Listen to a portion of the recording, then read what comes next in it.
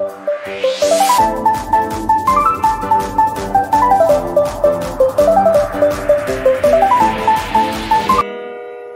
besar Engkau Tuhan Allah kami, Bapa kami yang kami sapa di dalam Yesus Kristus Juru Selamat kami.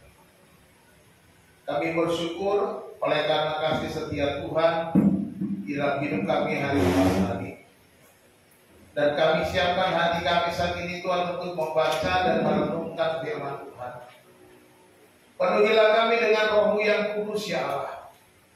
Jagalah kami, bentuklah kami, agar kami boleh menyenangkan dan memuliakan hati-Mu. Agar firman-Mu Tuhan menjadi nyata bagi kehidupan kami, menguatkan kami, menuntun kami di jalan-Mu ya Tuhan, sehingga kami boleh berjalan dalam kemenangan. Ini kami Tuhan, kami siap menerima firman-Mu, berbicaralah kepada kami. Di dalam nama Tuhan Yesus kami berdoa, haleluya. Amin. Selamat pagi, shalom.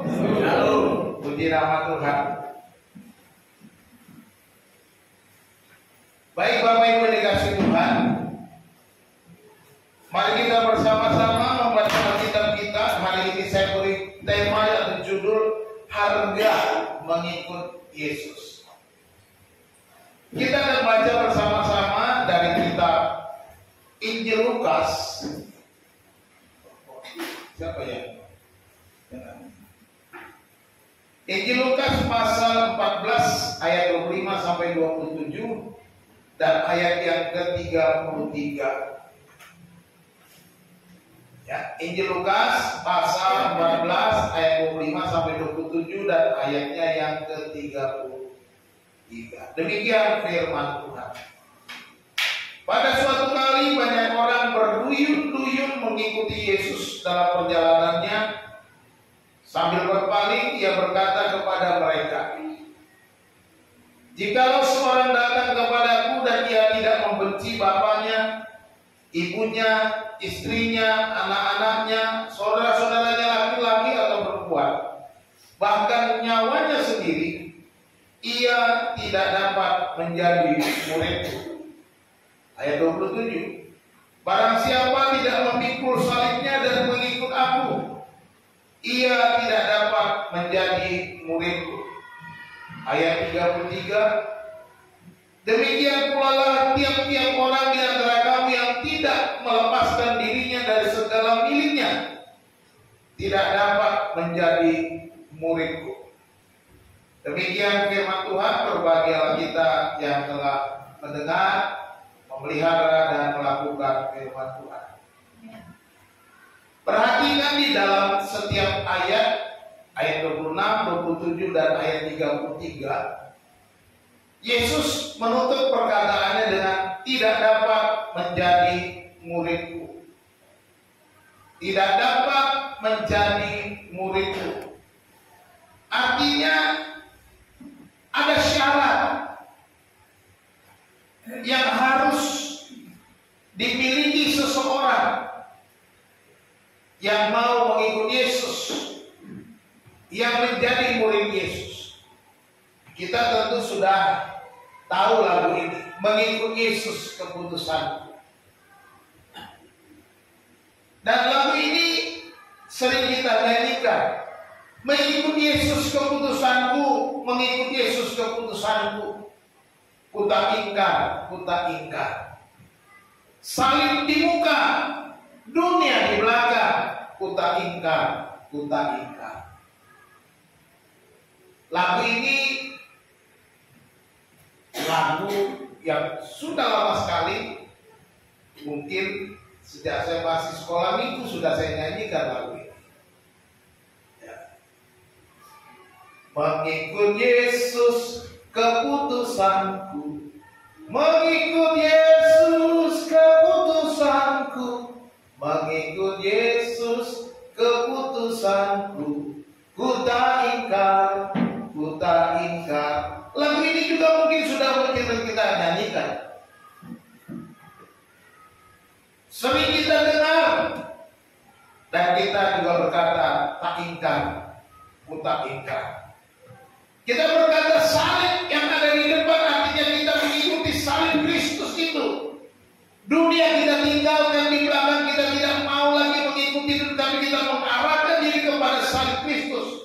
dan tidak mengingkarinya. Lagu ini mengandung janji kita, ikrar kita kepada Tuhan.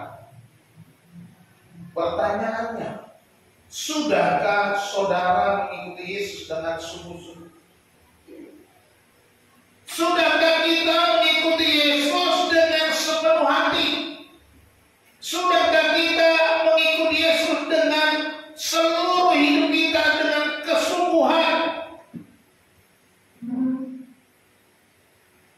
Mungkin di antara kita ada yang berkata sudah, tetapi mungkin juga ada yang berkata, Pak, saya sering kali gagal. Saya sering kali mengingkari panggilan saya. Di dalam mengikuti Yesus kita harus membayar harga. Apakah kita sudah membayar harga untuk mengikuti Yesus? Itu sebabnya judul khotbah hari ini adalah harga mengikuti Yesus. Ada 3 hal penting yang perlu kita pahami dalam hal mengikuti Yesus. Dari 3 ayat tadi, ayat 26, 27, dan ayat 33. Ada 3 hal penting yang kita pahami dalam mengikuti Yesus. Yang pertama berkaitan dengan relationship, dengan people, dengan orang-orang di sekitar kita. Ya, di dalam ayat yang ke-26 dikatakan, jikalau seorang datang kepadaku dan ia tidak membenci bapaknya. Halo, Pak, masa kita disuruh membenci? Bukankah kita diajarkan untuk mengasihi? Ini malah diajarkan juga membenci bapaknya, membenci ibunya, membenci istrinya, membenci anak-anaknya, membenci saudaranya laki-laki, membenci saudara perempuan, bahkan nyawanya sendiri. Ia tidak dapat menjadi murid. Bukankah Yesus juga mengajarkan kasihilah sesama manusia seperti dirimu sendiri? Sekarang nyawamu pun juga. Seolah-olah 2 ayat ini bertentangan, begitu ya? Kok bisa begitu, Pak?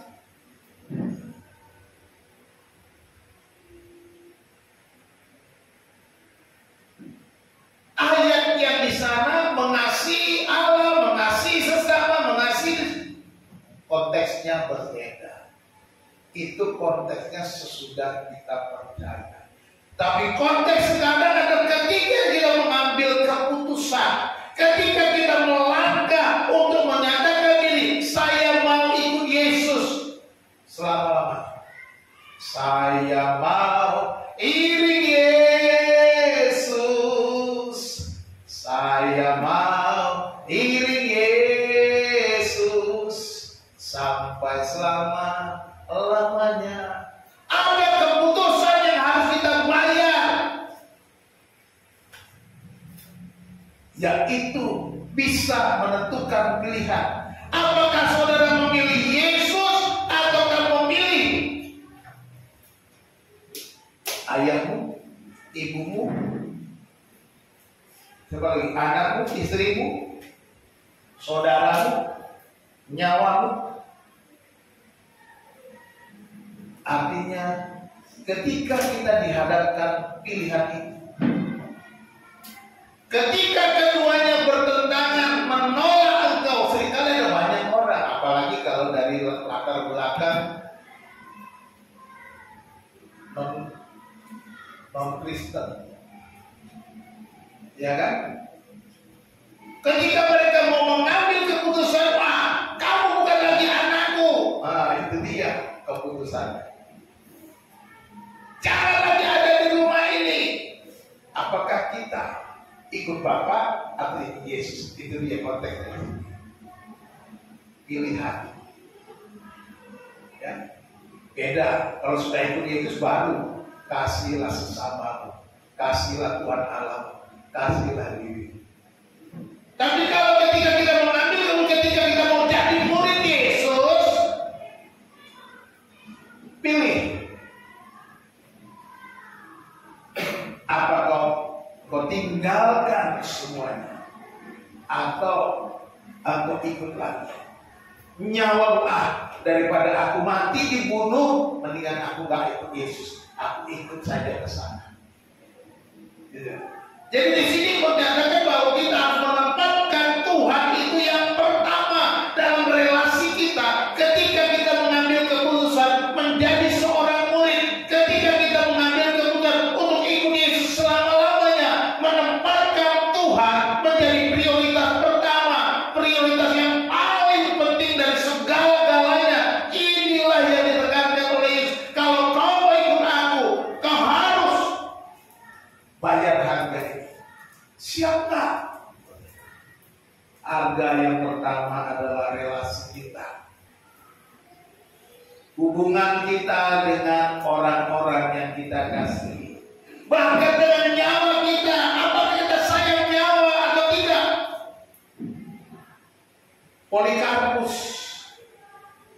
Polikarpus itu bukan saudara saya, bukan warga Tambunan. Kalau Gayus Tambunan ada.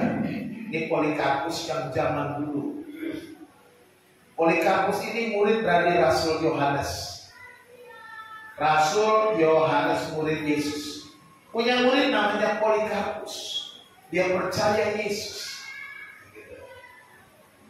Dia percaya Yesus, dia mau ikut Yesus selama-lamanya. Dan ini ketika dia mau dihukum mati. Dikatakan kepada silakan, kalau kau mau selamat, kalau kau mau hidup, sangkali Yesusmu. Nah, itu harga yang harus dibayar. Apa kata Polikarpus? Polikarpus berkata kepada orang yang memvonis dia, 86 tahun aku mengikuti dia, belum pernah dia mengecewakan aku. Masakan aku sekarang mengecewakan dia? Ini yang dikatakan keputusan-keputusan seperti itu yang dikatakan mengikuti Yesus, menyerahkan nyawa kita, tidak sayang nyawa oleh karena Yesus, nama Yesus. Itu juga yang saya lakukan ketika saya melayani di daerah Ciledug ini, ketika orang mengancam untuk membunuh saya, ketika orang berusaha membunuh saya tetap berjalan di Ciledug ini. Ketika Bapak rohani saya berkata, sudah kau pergi saja dari Ciledug ini supaya kau aman. Saya bilang, kalau memang harus mati di Ciledug, saya siap mati di Ciledug. Karena kemanapun saya pergi melayani, waktunya mati pasti mati. Mau saya pelayanan di Papua bisa mati. Daripada saya ke Papua mati digigit nyamuk, mendingan saya mati karena memberitakan Injil. Kan begitu. Jadi kalau soal mati, Bapak Ibu, itu urusan Tuhan.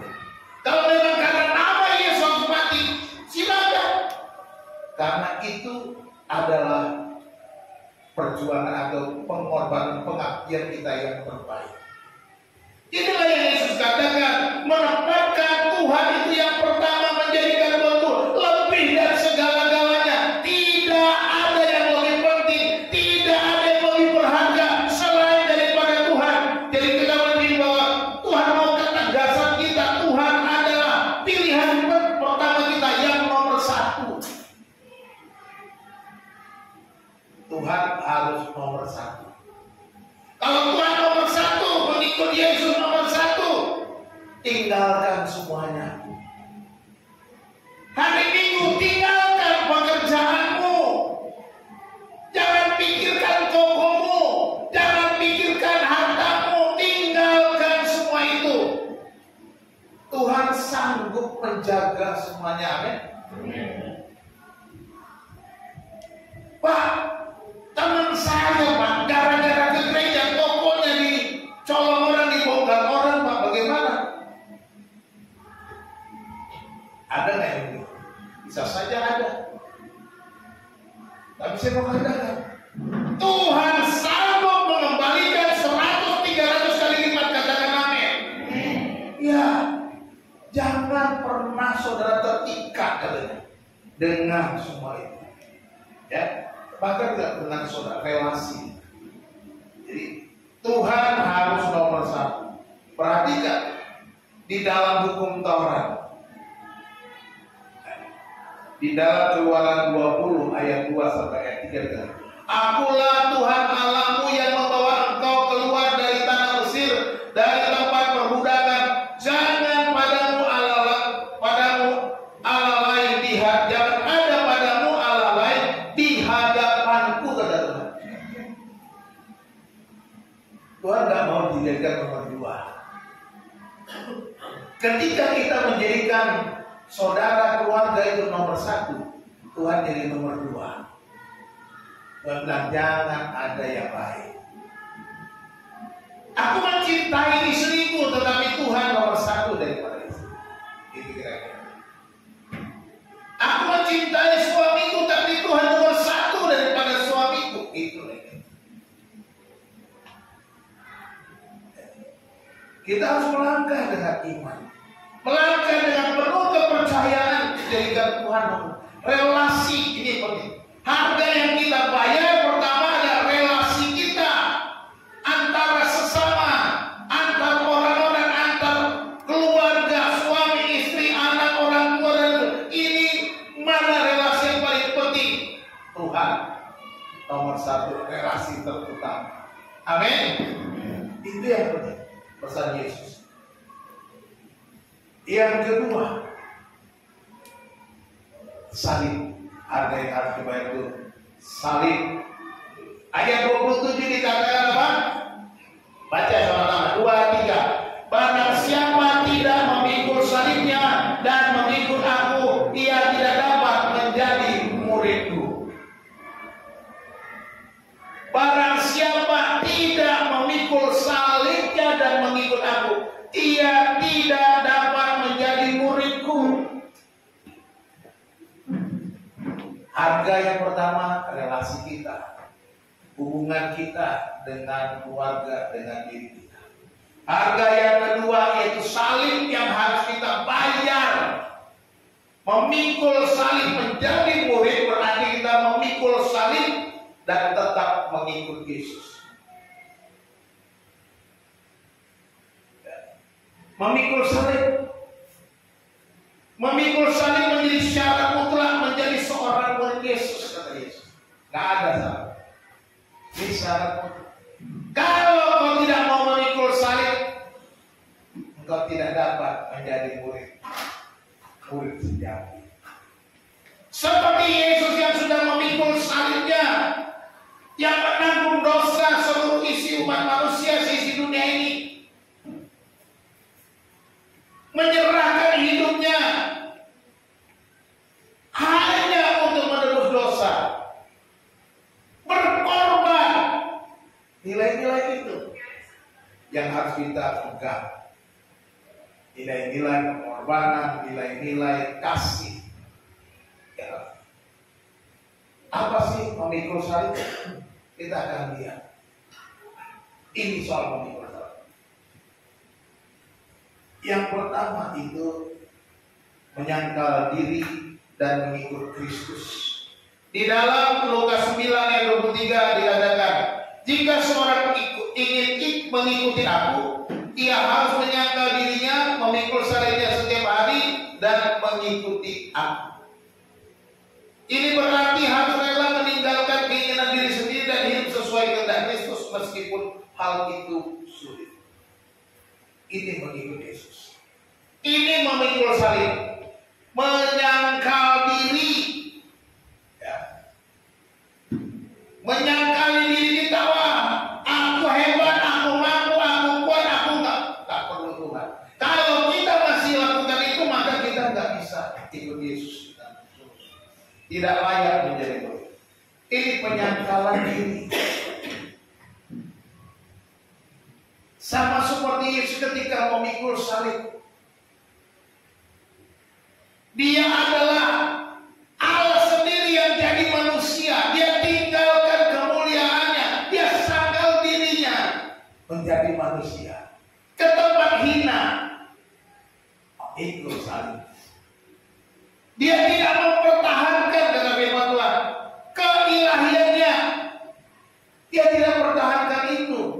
Kalau dia pertahankan kealahannya, dia tidak mau menyangkali dirinya. Dia nggak jadi manusia. Kita nggak selamat selama-lamanya.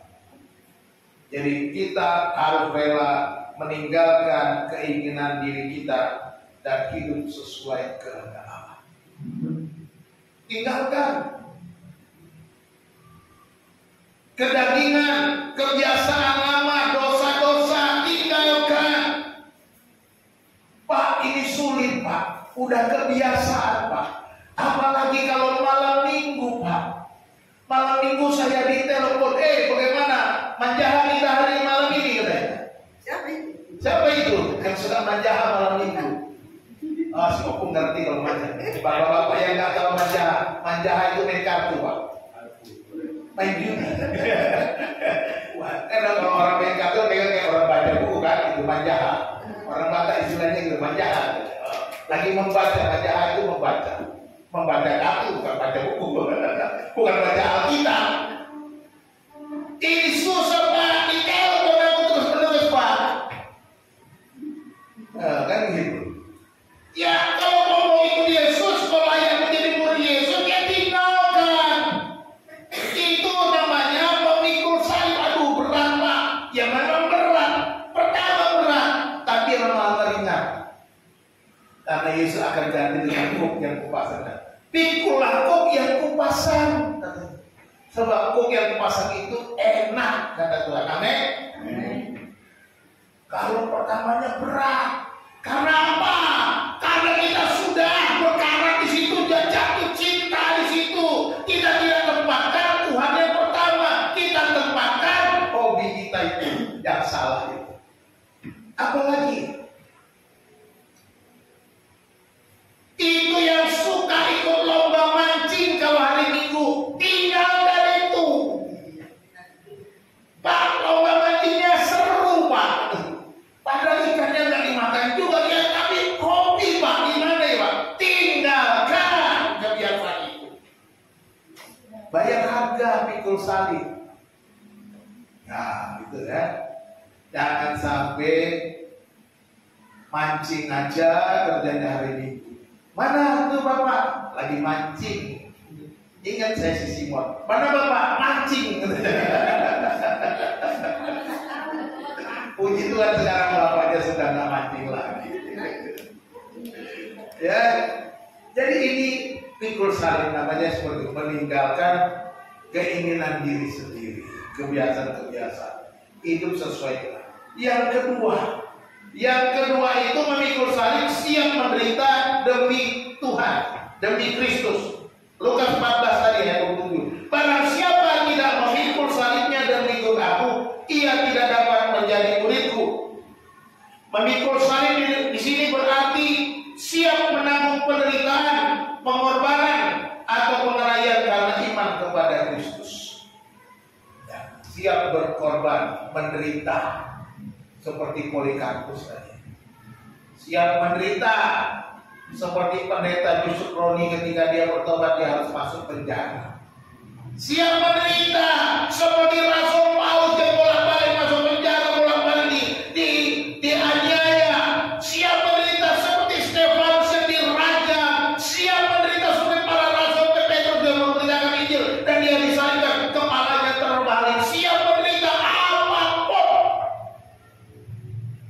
resikonya demi Kristus. Itu pikul salib. Pak, kalau menderita janganlah Pak. Yang enak-enak aja Pak. Kalau kayak gitu kayaknya sulit kali Pak. Kalau kau bilang begitu, Yesus bilang apa? Kau tidak dapat jadi muridku. Tinggal pilih, mau jadi murid atau tidak. Karena apa yang kita berikan, kita lakukan untuk Tuhan punya nilai kekal. Tidak ada satupun pengorbanan yang kita berikan kepada Yesus tidak punya arti, tidak punya nilai. Selalu ada nilai. Dia perhatikan. Dia akan Membalas itu sesuai dengan kemurahan hatinya. Jadi siap menderita apapun resikonya. Itu namanya memikul salib. Yang ketiga, memikul salib itu artinya mati untuk diri sendiri.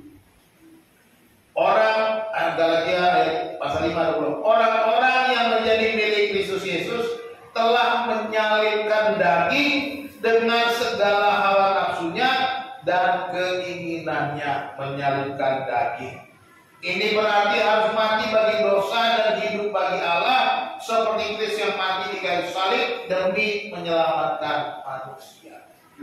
Kedagingan kita yang kita harus matikan. Karena firman Tuhan katakan, matikanlah dalam hidupmu. Nah, namanya keinginan daging, bukan soal keinginan makan daging. Keinginan daging itu keinginan dosa, ya. Hawa nafsu jerahan, itu kemarin ayatnya ya. Keserakahan, nah itu tinggalkan. Jangan hanya memikirkan kepentingan diri kita sendiri. Kita hidup bagi Tuhan, hidup sepenuhnya bagi Allah. Inilah memikul salib, menyangkal diri, siap menderita, mati untuk diri sendiri. Kita sudah mati, matikan katanya. Kedagingan itu harus dimatikan. Kalau tidak dimatikan, kedagingan itu akan menguasai terus-terus.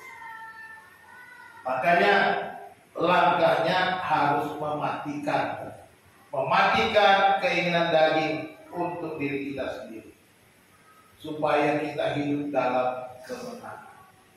Inilah syarat kedua mengikuti Yesus. Inilah harga yang harus kita bayar supaya kita dapat menjadi murid Yesus. Yang pertama, menempatkan Allah. Relasi kita harus kita bayar dengan harga yang paling tinggi, yaitu Tuhan yang pertama. Yang kedua, salib, kita harus memikul salib kita dengan kita menyangkal diri, siap menderita dan mati untuk diri kita sendiri. Ini harus kita lakukan. Yang ketiga, harga yang harus kita bayar yaitu uang, money. Saya sudah bilang hari Jumat kemarin, saya mau khotbah seminar tentang uang. Jadi mulai dari sini. Kemarin Jumat juga bicara soal uang, ya, supaya kita mengerti di dalam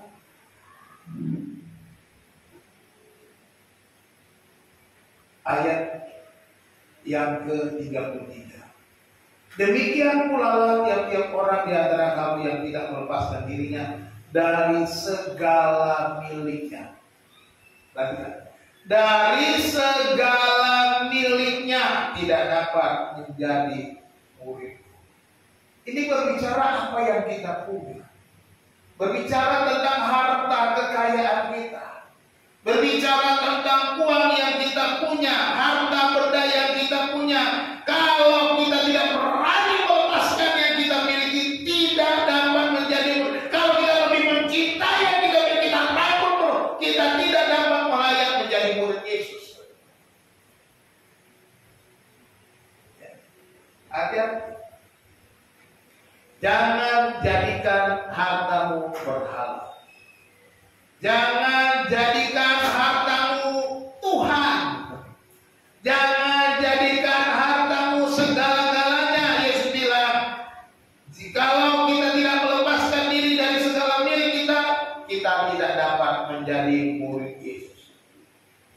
Jadi apa yang kita miliki? Kita tahu bahwa Yesus adalah pemilik hidup kita. Amin. Yesus adalah pemilik hidup kita. Oleh sebab itu, apa yang kita punya itu miliknya Yesus. Amin. Semua yang kita miliki itu miliknya Tuhan.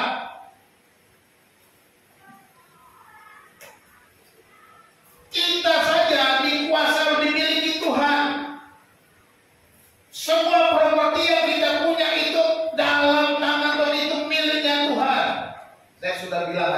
hari apa kemarin, hari Jumat. Kita hanya pengelola saja. Pengelola. Kita dipercayakan Tuhan, ya. Kita dipercayakan untuk bertanggung jawab. Sebagai pemilik, Yesus mempercayakan kepada kita untuk bertanggung jawab mengelola miliknya Tuhan. Setiap rupiah yang Tuhan berikan miliknya Tuhan itu kelola dengan baik, atur dengan baik, bertanggung jawab. Kita harus serahkan seluruhnya untuk Tuhan, semuanya untuk Tuhan. Saya sudah berulang kali katakan, semuanya milik Tuhan, atur dengan baik supaya dipakai untuk kemuliaan Tuhan. Ya. Kemarin saya ulang-ulang. Yang pertama bagian Tuhan, milik Tuhan yang ada yang juga kita serahkan, kita berikan untuk Tuhan. Apa saja? Setiap berkat yang kita terima ada ucapan syukur kepada Tuhan. Engkau diberkati, ucap syukur dengan hartamu. Pengucapan syukur itu ada. Itu yang kita berikan untuk Tuhan, pengucapan syukur. Makanya kita kumpul di sini ada persembahan ucapan syukur. Ada persembahan untuk pelayanan. Ada persembahan untuk hari raya. Ada persembahan untuk pembangunan rumah Tuhan.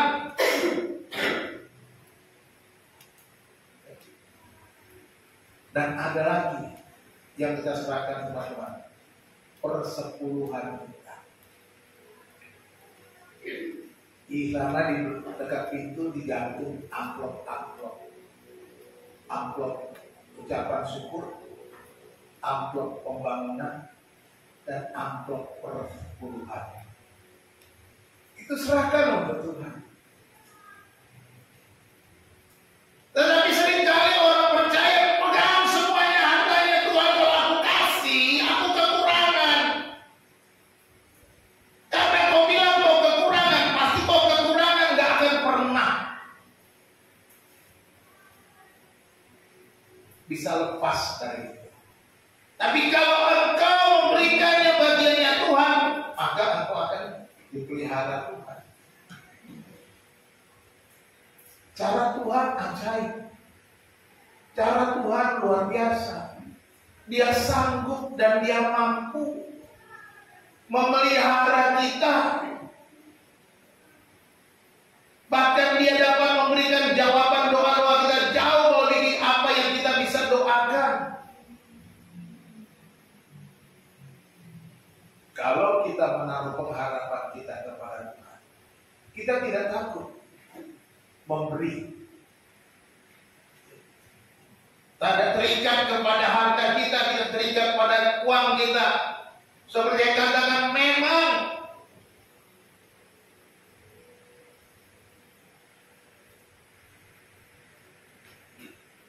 uang bukan segala-galanya, ya.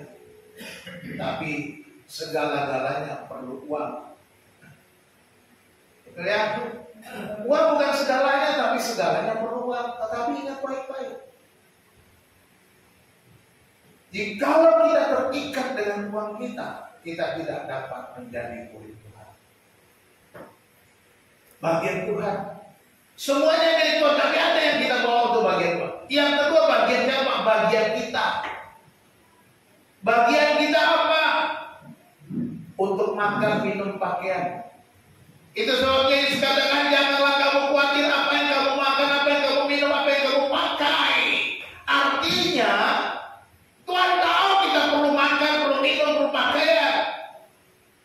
Tuhan Yesus bilang apa? Semua itu dicari oleh bangsa-bangsa yang tidak mengenal Allah. Orang yang tidak kenal Tuhan juga cari itu, tapi kamu katanya, cari dahulu kerajaan Allah, maka semuanya akan ditambahkan. Seringkali kita disuruh Gak mau.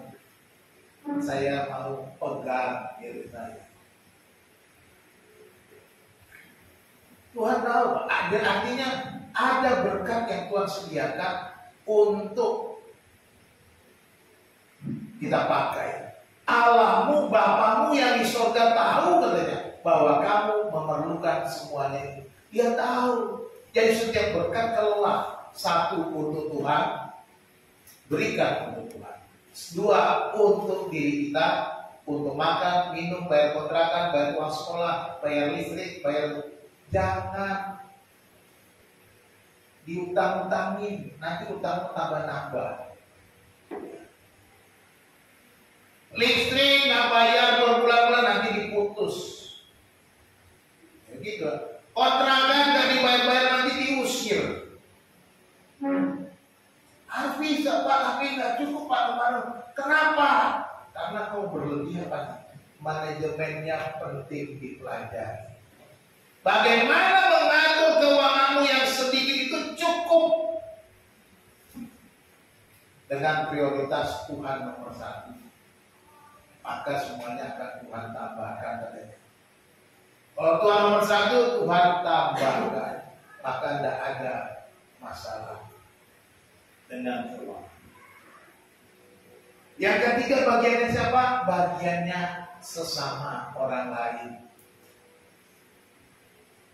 Semuanya milik Tuhan, tapi Tuhan mau supaya kita memperhatikan sesama kita, memperhatikan orang kekurangan, memperhatikan orang yang susah, membantu orang yang kesulitan. Lakukan itu. Lakukan. Jadi mengelola semua milik Tuhan itu harus benar-benar tepat sasaran. Bukan berfoya-foya. Bukan mengupgrade style kita, gaya hidup, bukan. Jangan naikkan gaya hidupmu. Tak perlu. Tuhan yang mengangkat kita. Amin. Jadi semuanya milik Tuhan. Dipercayakan untuk kita kelola. Lakukan dengan baik. Kalau nggak dilakukan, bagaimana saudara bisa menikmati firman Tuhan itu? Bagaimana kita bisa nyanyi? Setiap janjimu Tuhan, kusimpan dalam lubuk hatiku. Benar nggak simpan dalam lubuk hati? Lewati setiap masalah, tiap tetes air mata dalam hidupku. Air mata beneran atau air mata buaya? Janjimu menopang hidupku, kasihmu menuntun langkahku dalam setiap waktu. Penolongku yang aku percaya. Kalau kita yakin penolong kita percaya penuh kepada penolong kita tidak akan kekurangan. Percaya. Saya tidak omong kosong. Saya melakukan itu dan saya nggak pernah dikecewakan Tuhan.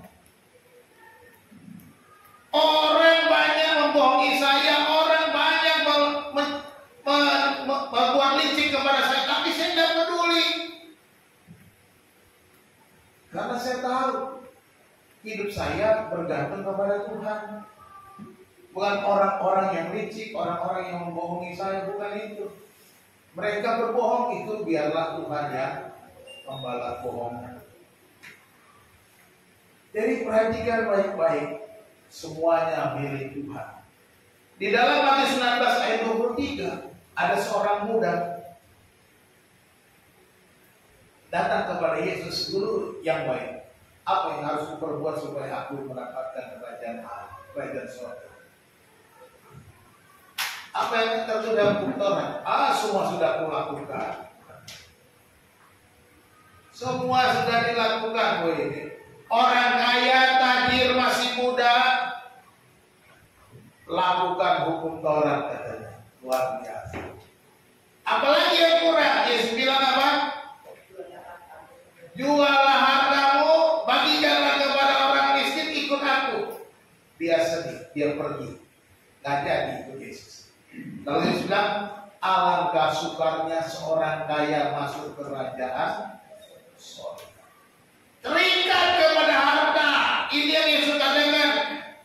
Demikian pula tiap-tiap orang di antara kamu yang tidak melepaskan diri dari segala miliknya tidak dapat menjadi muridku. Orang kaya ini terikat dengan hartanya. Karena banyak hartanya. Alkitab mencatat, dia pulang dengan sedih sebab banyak hartanya. Dia tidak mau berbagi. Dia tidak mau melakukan firman Tuhan dengan sempurna. Lakukan firman Tuhan sempurna. Tuhan setengah-setengah.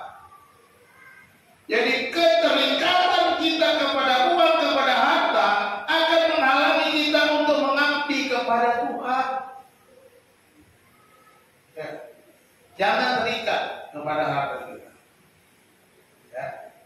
Jangan terikat kepada harta kita. Yesus juga dalam Matius 6 ayat 24, kita tidak dapat mengabdi kepada dua tuan. Kita tidak dapat mengabdi kepada Allah dan juga kepada Mammon. Pilih sendiri. Ketika kita terikat kepada harta, berarti kita tuan kita adalah harta. Kita menjadi hamba uang seperti khotbah hari Jumat. Ya. Menjadi hamba uang berarti itu uang menjadi Allah kita, menjadi tuan kita, dia yang mengatur hidup kita. Kita nggak boleh mengabdi kepada dua tuan. Uang bisa memperbudak kita kalau kita mencintainya berlebihan. Itu sebabnya Paulus katakan kepada Timotius, akar segala kejahatan adalah cinta uang. Dan oleh karena memburu uanglah orang menyiksa dirinya dan masuk dalam berbagai duka. Ada orang karena cinta uang akhirnya menyiksa diri dan mengalami kedukaan. Mau pilih itu? Jangan dong. Jangan cinta uang. Karena Yesus sudah bilang, kalau kamu tidak melepaskan milikmu, kamu tidak bisa menjadi muridku. Bukan berarti tidak boleh punya uang, tidak boleh punya harta. Boleh. Bukan berarti tidak boleh kaya-kaya. Boleh. Saudara mau kaya apapun, saya bersyukur. Tapi jangan terikat dengan kekayaanmu. Pakailah kekayaanmu untuk kemuliaan Tuhan. Itu maksudnya. Pakai setiap kekayaan kita untuk kemuliaan Tuhan. Kelola dengan baik. Karena semua kekayaan itu miliknya Tuhan, yang harus kita pakai untuk memuliakan Tuhan. Itu saja. Simple. Ini harga yang kedua. Yang pertama, harga. Yang pertama, relasi. Yang kedua, saling. Yang ketiga, materi, uang kita, benda-benda yang kita punya. Coba bayangkan, ada kisah satu keluarga yang punya guci antik dari Tiongkok. Guci antik dibelinya mahal. Tiba-tiba guci itu tanpa sengaja tersenggol anaknya, pecah. Hati bapaknya pun pecah, berantakan seiring dengan pecahnya si guci. Ngamuklah dia, marah-marah, dipukuli anaknya sampai menderita. Akhirnya anaknya pun masuk rumah sakit, koma. Ketika anaknya koma baru dia sadar, mana yang lebih berharga, sebuah guci Tiongkok atau anak yang dia diberikan kepadanya oleh Tuhan. Menyesal. Itu yang terjadi kalau kita mencintai harta. Ada juga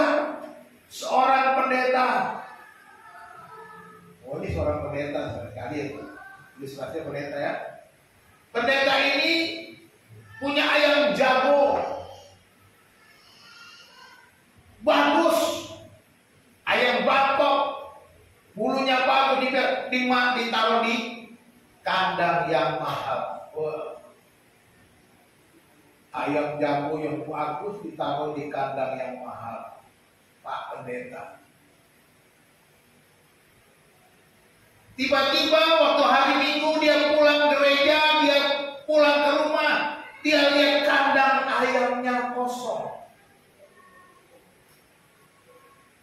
Dia tanya kepada anaknya yang ada waktu itu tinggal. Gimana ayam bapak yang ada di kandang itu kenapa tidak ada? Anaknya menjawab, Pak, minggu lalu bapak khotbah supaya kita mengasihi orang lain. Tadi ada orang susah datang, Pak. Karena saya nggak punya apa-apa, saya lihat ayam bapak, saya kasih sama dia, Pak. Haleluya. Marah dia sama anaknya. Itu kan ayam bapak, kenapa mau kasih? Katanya. Itulah kalau kita terikat. Ada juga pendeta yang terikat dengan hartanya. Seperti itu. Jadi jangan sampai itu mengikat. Apapun itu, mari kita simpulkan. Ya, ini kok langsung muncul. Jangan berjanji itu dia. Satu-satu. Yang pertama kan, Tuhan yang pertama, relasi. Harga yang kita bayar untuk memiliki itu yaitu relasi. Jadikan Tuhan yang pertama. Jangan jadikan Tuhan sebagai banser saja, tetapi yang terutama. Ya, jangan jadikan Tuhan itu banser. Dia harus yang paling penting. Banser itu artinya kalau kita kepepet, kalau kita datang sama Tuhan. Kalau udah hidup susah baru rajin ke gereja. Kalau udah punya masalah baru cari Tuhan.